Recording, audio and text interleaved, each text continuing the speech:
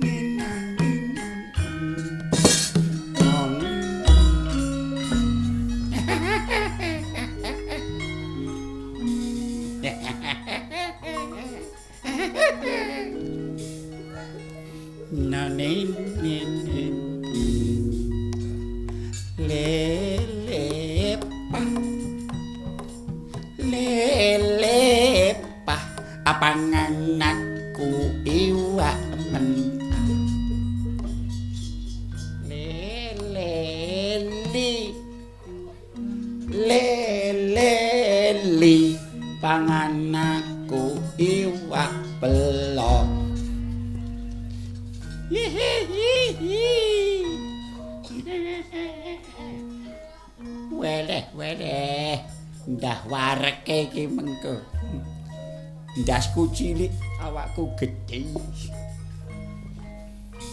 Jenengku Sutarjo.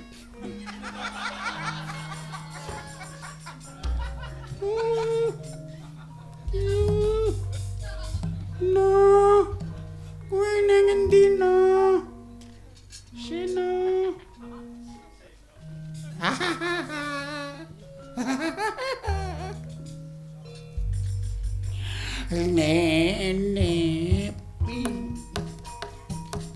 Nenepi pangananku iwak sapi. Ladala. Ladala.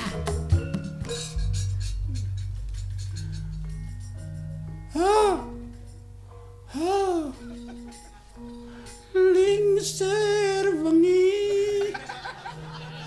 sepidatan bisa nindra kagodho. Asem nek penyanyi dek ora nganggo kotak ing wayangan kang rerucit ati. Suarane ora patek apik. Nalikane mong sembrono yut kurina indung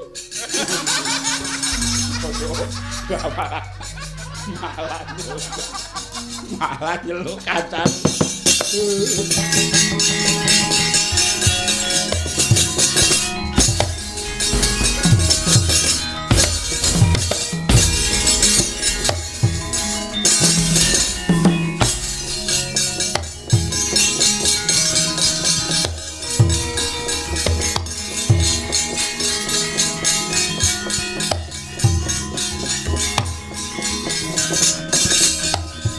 Ngawruhi kang tekane tanpa sangka arejo wantang yang batari Saraswati sayakti handayani makaring sagung budaya kalah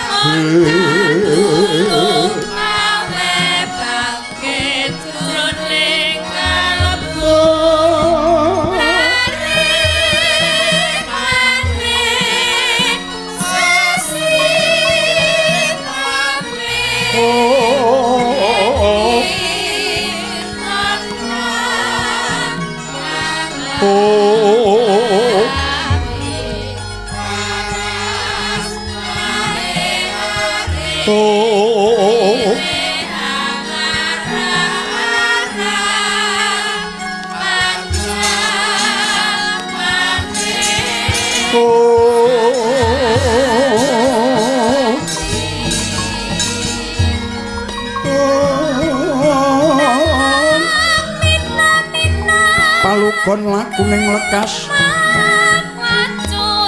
Kita linuting kidung kadung kater ngamomong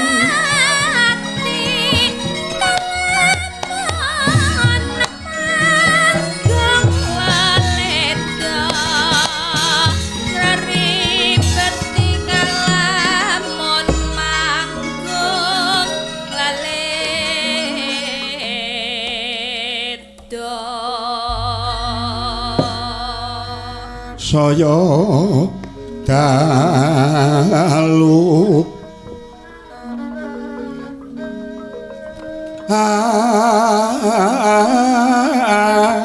raras abyor kang lintangku medhap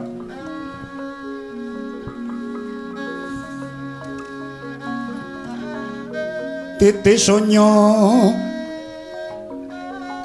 tengah wengi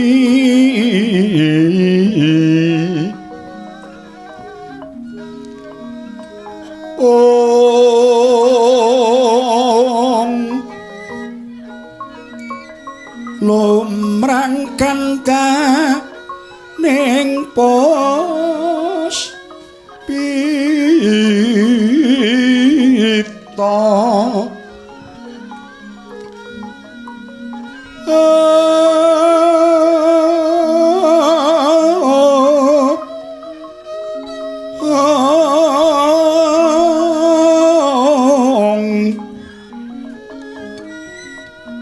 karengiwaning putya nira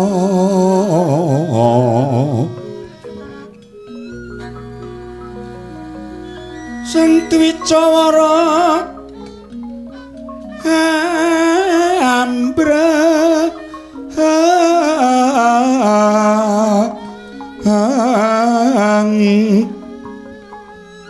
sang Twicawara mbrengeng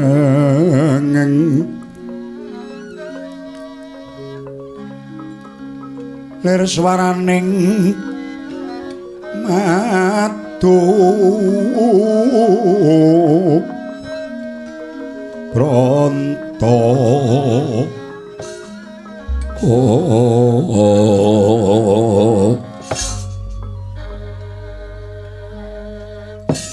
jamuran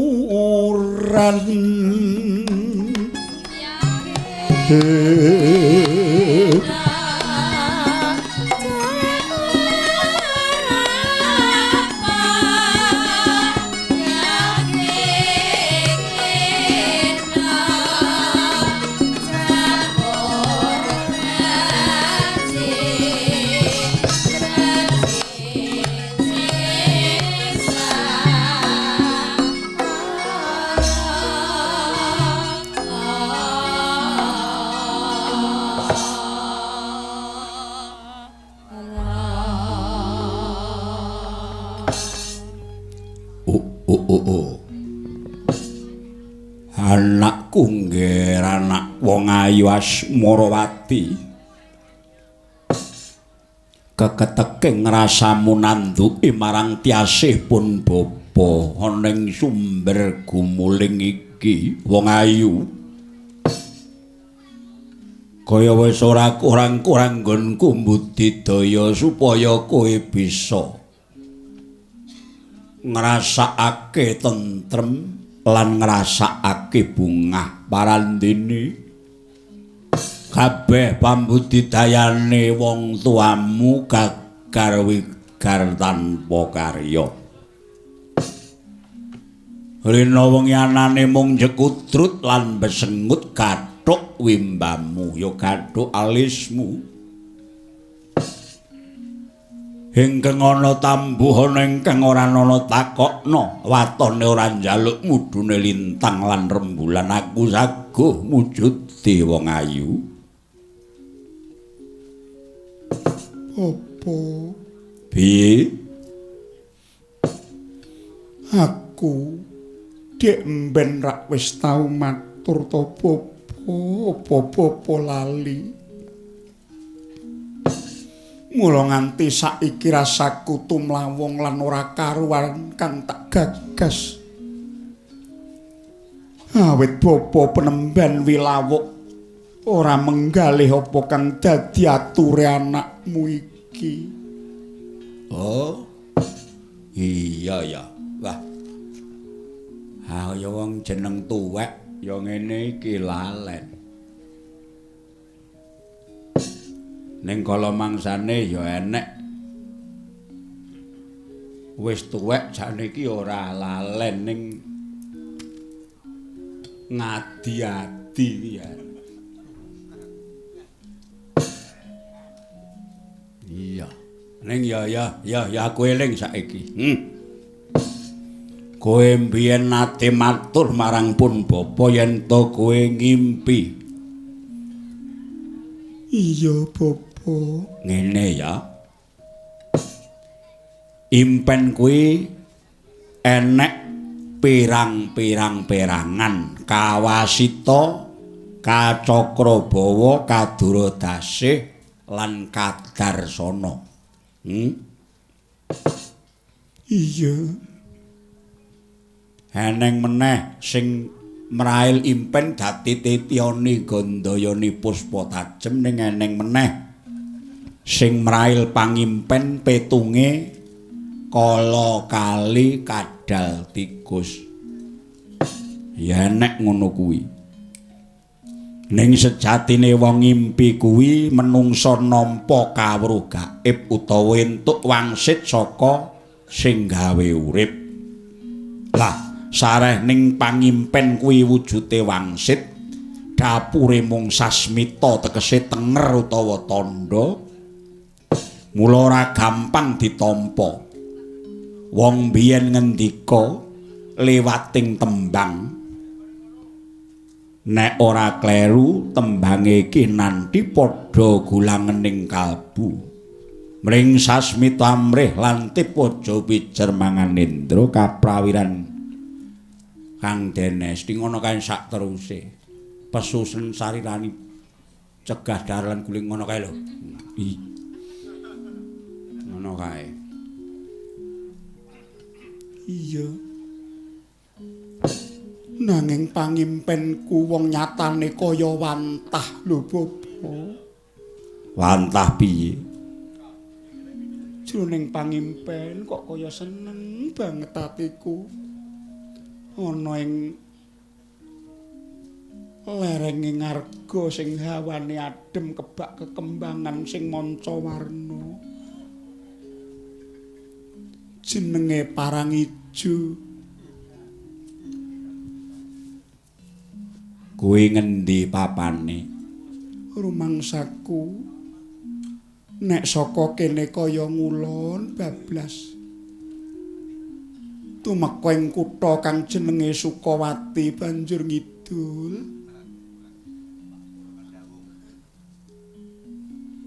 Nek ora kleru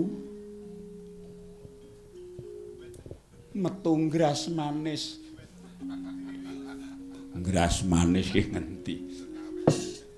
Iya kuwi banjur ngidul meneh dalane menggak-menggok ing kono ana candhi ingkang klangkung endah banjur kidule uga ana candhi nanging papane kuwi rumangsaku kaya ing antarane candhi loro mau.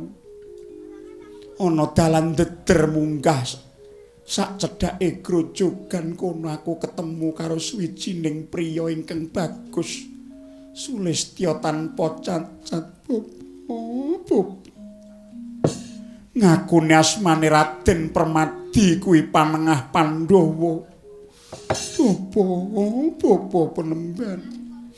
Ya wiwit iku aku kaya wis sacumbana pulang resmi. among salulut kelawan panjenengane. Pupuh Penemban. Bareng gragapan aku tangi nggonku turu jebul Raden Permati ora ana sing ana mung gubuk ingkang gawa crita nyataning cagake kebak tulisan werna abang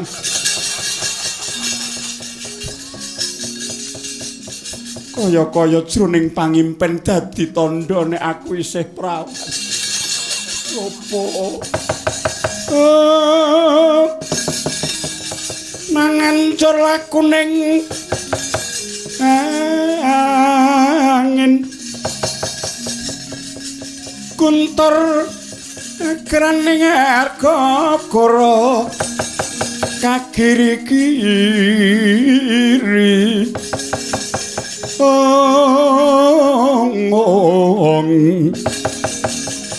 Horeg bumi prakem ito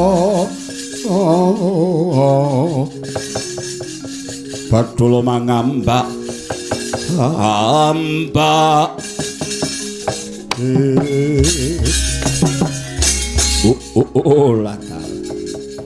anakku nggih anakku ora ngira babar pisan kowe gandrung kepaung lan kowe bisa ngrakit lelagon gubuk asmara. Iya. Yen to pancen mung kono karepmu timbang aku rina wengi mung tansah nyawang kowe neteske lho. Menang cacak kalah cacak tak golekane Raden Permati. Ngalunging kadung malengkung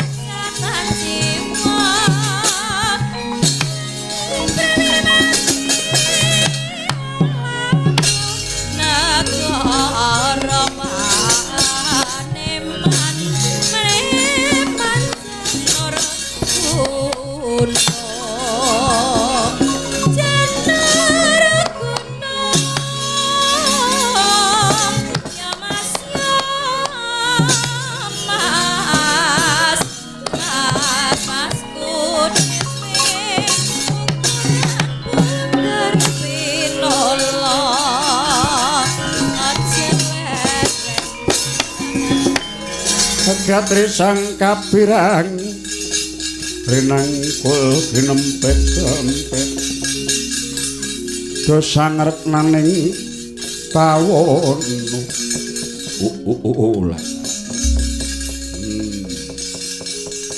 aku arep mubeng kekalangan aku kaya wis mambu gondo manungsa muga-muga ketekan pangajapku bisa gawe senengku anakku wedok. Muga melu bombong. Oh, Raden Padukono ngendi Raden?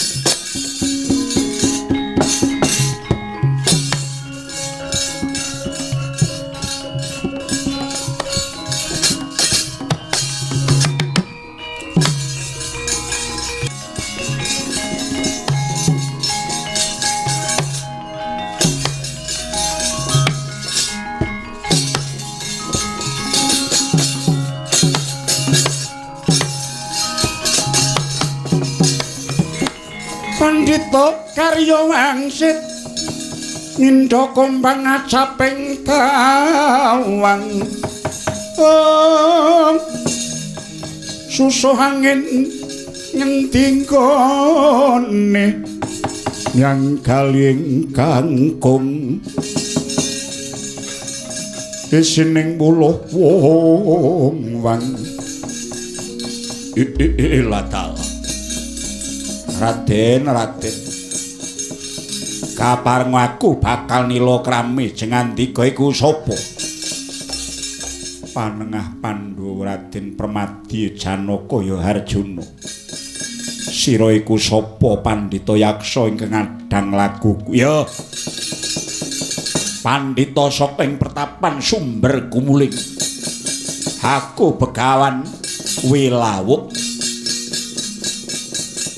kondhang temen Raden Permadi ngrebeki jagat. Katemben iki aku sumurup pasuryane. Nanging kowe tak arani satriya kang sugih kendel bondo wani-wanuh wani ngambah. Alas kawat kaliwat-liwat iki ngerti yo. Aku kang bawreksa ing papan kene Raden. Yen kena tak elingke kowe mundura, kowe bali yo. Nyat langening gelar pandamun Tartinun. Ler kekonang surem sorotetan padang. Ora pati nduga mono jebul aku ku diadang. Ngerti yo penemban tekaku ing papan iki amung kepengin melu rumagang gawe ambabati alas mrentani. Papan iki bakal kinarya kutha anyar kanggo kamulyaning kabeh kadang lan uga para kawula. Kula kang saka iku tak gawe sira lunga saka papan kene penemban. Piye? Iki papan dunungku. Ora urung menungso teka ing papan kene. Mung bakal gawe rusak. Tak elekke sepisan maneh kowe bali yo. Besok bacut saiki bacut. Aku sing bakal balekke kowe Raden.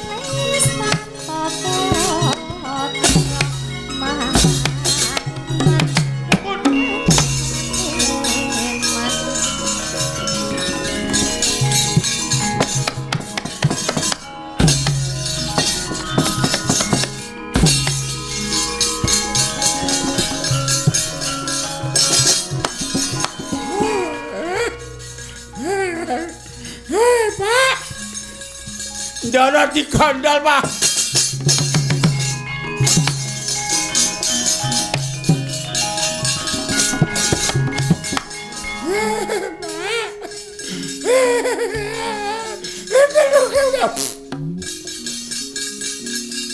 Ini wong nangis tenan kok.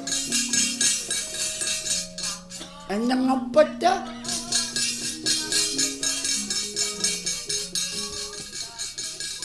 Kayak garengnya dibawa itu. Benar.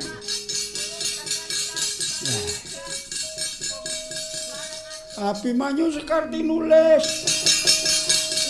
Cakepan apa Abimanyu Sekar tinulis? Piye? Iki gawat. Lah sapa kamu? Niki Ndara Permadi petuk karo pendhita buta. Rodok lawas.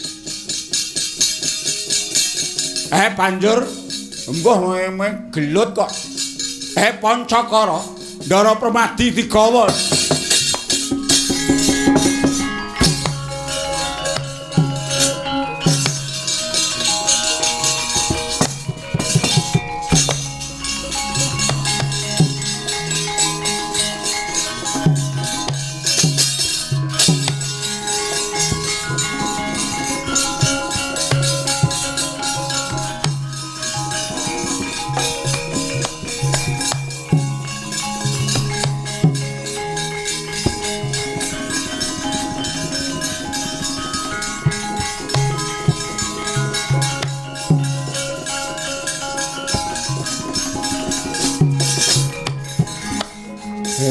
Angin angin Arom-arom lumrang Banjaran Sari